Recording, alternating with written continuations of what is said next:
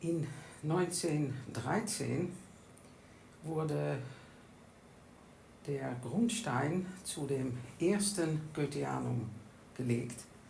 Und bei dieser Grundsteinlegung hat Rudolf Steiner ein paar Zeilen gesprochen, mit denen ich heute anfangen möchte.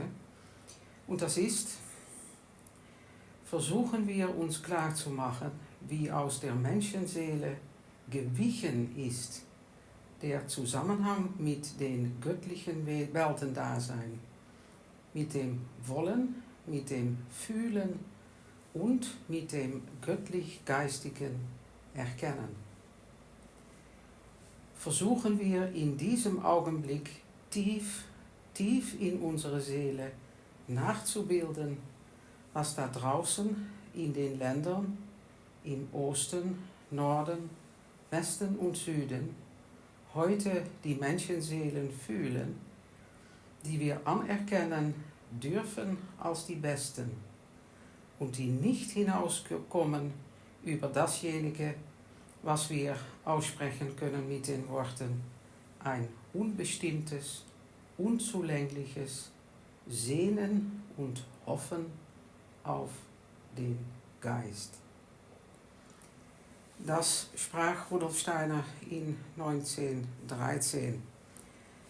Damals war natürlich die Kirche noch blühend, obwohl vielleicht doch schon etwas zurücknehmend. Aber wenn wir daran denken, wie unsere Eltern, wie unsere Großeltern noch in der Kirche darin gestanden haben, ja, dann fühlen wir, dass es damals noch ein Glauben gab, die Menschen wirklich getröstet haben. Und man kann in der heutigen Zeit, 100 Jahre später, noch mehr, sagen, ja, dieses Wirken der Kirche ist eigentlich völlig vorüber. Es gibt sie natürlich noch, aber wir wissen natürlich, dass die Kirchen geschlossen sind, dass sie am Sonntag nur teilweise sich öffnen, dass es fast keine Priester mehr gibt, wenigstens in unseren Gegenden, dass sie die Arbeit über mehrere Kirchen verteilen müssen, dass sie arbeiten müssen, bis sie 80 sind oder so etwas. Sie können gar nicht mehr aufhören, denn es gibt keine neuen Kollegen. So ist es in unserer Zeit. Und wenn Rudolf Steiner in seiner Zeit schon sagt, dass die Seelen, die menschliche Seelen in der ganzen Welt, die man unter den Besten rechnen kann, dass die nicht mehr gehabt haben als ein unbestimmtes Hoffen und Sehnen auf den Geist, dann können wir sagen, vielleicht ist in unserer Zeit dieses Hoffen und Sehnen einerseits weniger unbestimmt, aber andererseits auch weniger verteilt über die Menschheit. Und ja, ich will sagen, was ich das vorige Mal gesagt habe, eigentlich sucht jeder Mensch die Anthroposophie, denn alle Menschen sind aus dem Geist geboren und haben es zwar vergessen, aber wirksam ist der Geist natürlich noch immer. Und das Wirken des Geistes muss wohl diese unbestimmte oder etwas bestimmtere Sehnsucht und Hoffnung sein. Wenn wir in unserer Zeit so herumfragen, und da gibt es zum Beispiel eine Möglichkeit, wenn ein geliebter Mensch gestorben ist, dann kann man so an Familienmitgliedern oder so, Freunde, fragen, was denkst du, ist dieser Mensch noch immer da? Es gibt viele Ungläubige dann um einen herum. Und wenn man fragt, was denkst du, ist dieser Mensch noch da? So kurz nach dem Sterben, bei dem Begräbnis zum Beispiel, dann ist es doch so, dass die meisten zweifeln. Sie sagen meistens nicht unmittelbar, aber nein, das sagen sie nicht. Sie sagen auch nicht, ja natürlich. So, manche sagen das. Aber die meisten zweifeln. Und sie brauchen eigentlich am meisten eine Anthroposophie. Wenn man das Wort wörtlich nimmt, buchstäblich nimmt, nämlich, dass man den Menschen verstehen kann, nicht durch eine intellektuelle Wissenschaft, sondern durch eine Weisheit. Und dann können wir am besten mit den Menschen auch wirklich anfangen. Wenn wir so im Leben stehen und wir begegnen uns, das tritt doch fortwährend auf, dann begegnen wir Menschen, die wir lieben, andere, die wir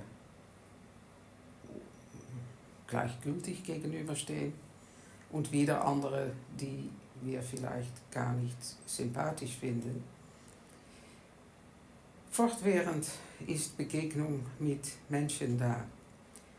Und da können wir uns fragen, wenn ich einem Menschen gegenüberstehe, was ist das eigentlich, der Mensch? Es scheint so zu sein, dass es eine leibliche Erscheinung ist. Aber diese leibliche Erscheinung macht mich glücklich oder unglücklich, sagt allerlei, gibt Beweise, prüft, dass dieser Mensch auch Gefühle hat, spricht Worte, hat Gedanken, tut allerlei. Und in der modernen Wissenschaft lernen wir dann, dass das alles Folgen der Leiblichkeit sind. Dass der Leib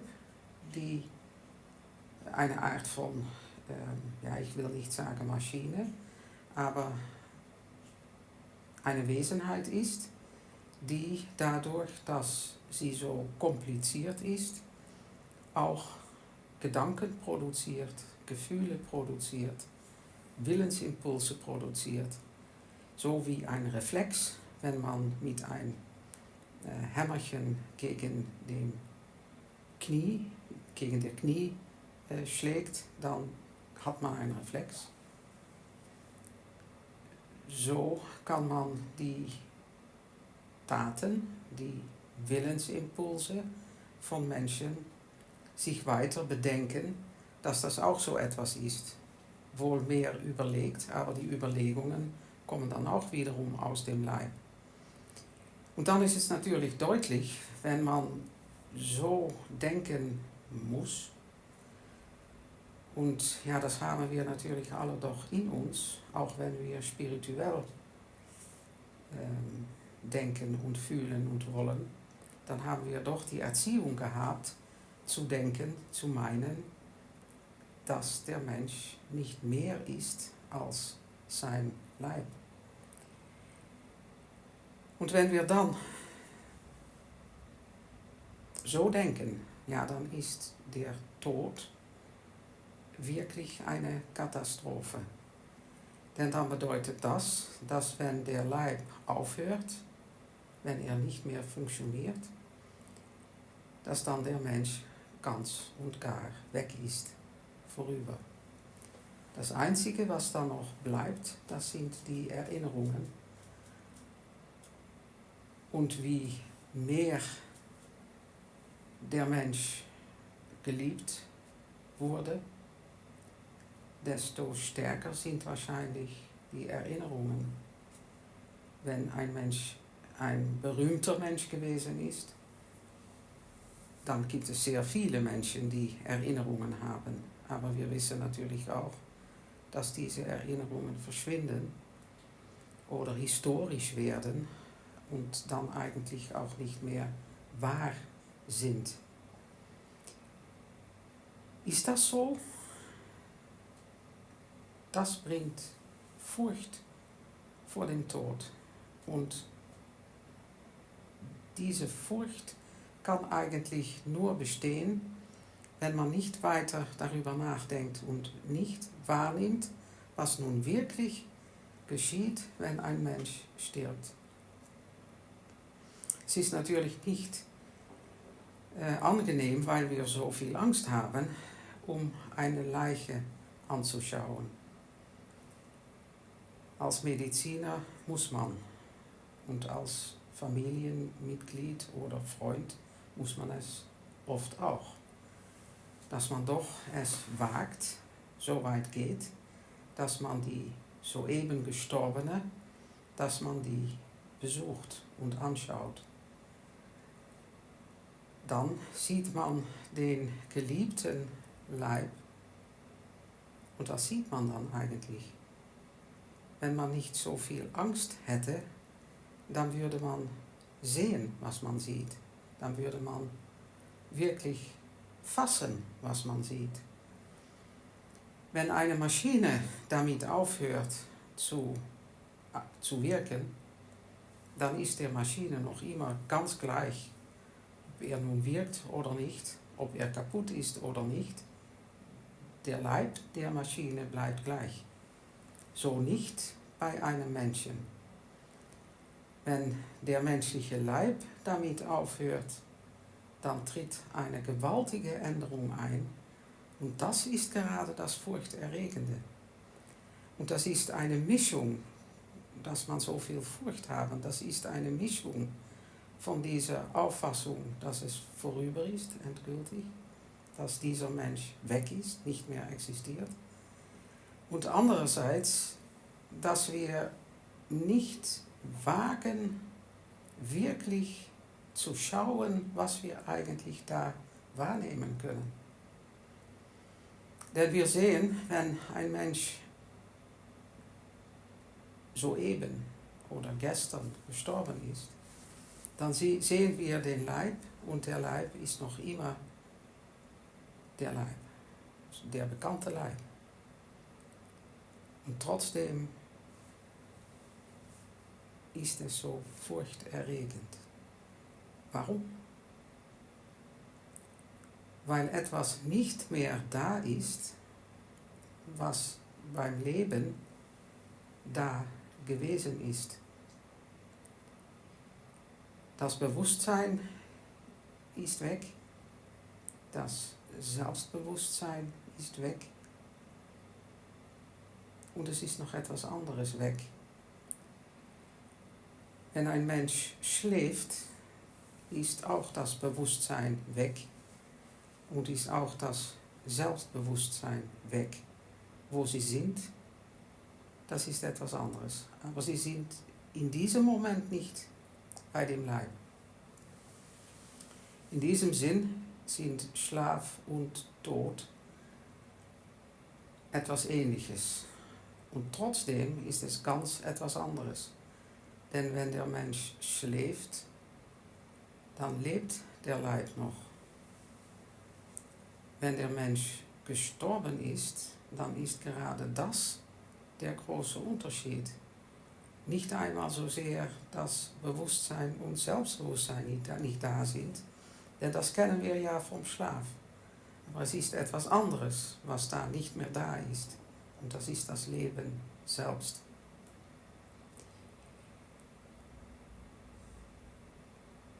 Wer es wagen würde, da einmal ganz intensiv zu fühlen, was man da eigentlich fühlen kann, nicht dafür weglaufen, sondern es zu sich durchdringen lassen, und das kann man auch in der Erinnerung tun, Man braucht nicht zu sagen, ja, es gibt jetzt nicht jemanden, der gestorben ist. Es hat schon Menschen gegeben, die gestorben sind. Also jeder Mensch weiß, was die Anschauung einer Leiche aufruft. Das kann man sich erinnern. Und wenn man das wirklich zu sich durchdringen lässt, dann bekommt man ein reales Gefühl für dasjenige, was nicht mehr da ist. Und so könnte man wirklich dazu kommen, selbst zu konstatieren, durch genaue Wahrnehmung, durch genaues, intensives Fühlen, könnte man selbst dazu kommen, zu erkennen, dass dasjenige, was ich sehe, wenn ich einen lebendigen Menschen sehe, dass das nicht etwas Einheitliches ist, dass das nicht nur ein Leib ist, sondern dass da eine Wesenheit in mein Blickfeld tritt, das viergliedrig ist. Dasjenige, was beim Tod noch übrig bleibt und dann auseinanderfällt, das ist der eigentliche physische Leib.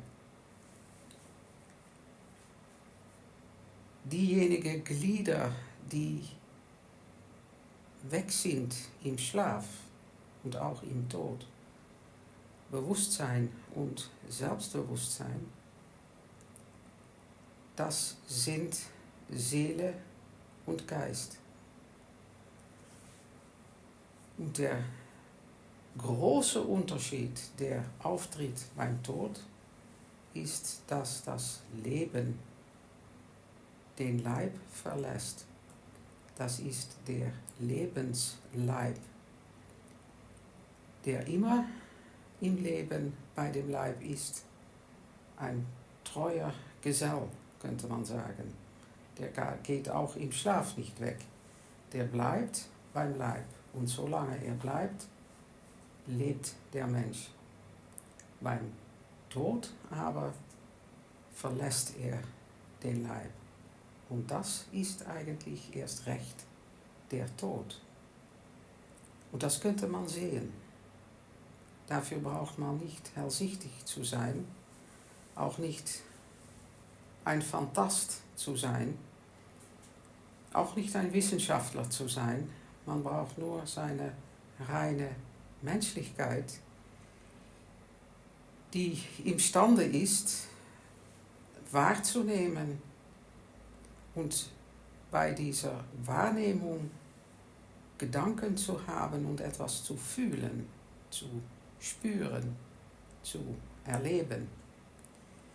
Das ist, was wir alle können, aber Angst und Furcht machen das unmöglich. Man kann natürlich sagen, so wie die Wissenschaft redet, ja, beim Tod hören die Gehirnwellen auf, hört das Herz auf und das ist was verschwindet. Und wenn das verschwindet, ja, dann haben wir diese Leiche. Und das ist eine verführerische Aussage, denn das scheint so logisch und wissenschaftlich zu sein. Aber das kann man eigentlich nur sagen, wenn man nicht wagt zu schauen, was man sieht, wenn man wirklich bei einem gestorbenen Menschen ist. Jeder Mensch muss das sehen können, schauen können, fühlen können, dass da etwas sich geändert hat, was im ganzen Leben nicht aufgetreten ist, was jetzt aber dazu führt, dass der Leib nicht weiter kann, obwohl er in den ersten Stunden noch ganz intakt ist, ist es nicht so wie bei einer Maschine, dass dieser gestorbene Leib gleich aussieht wie der lebendige Leib. Man schaut den Unterschied. Das ist also, was ich in dieser ersten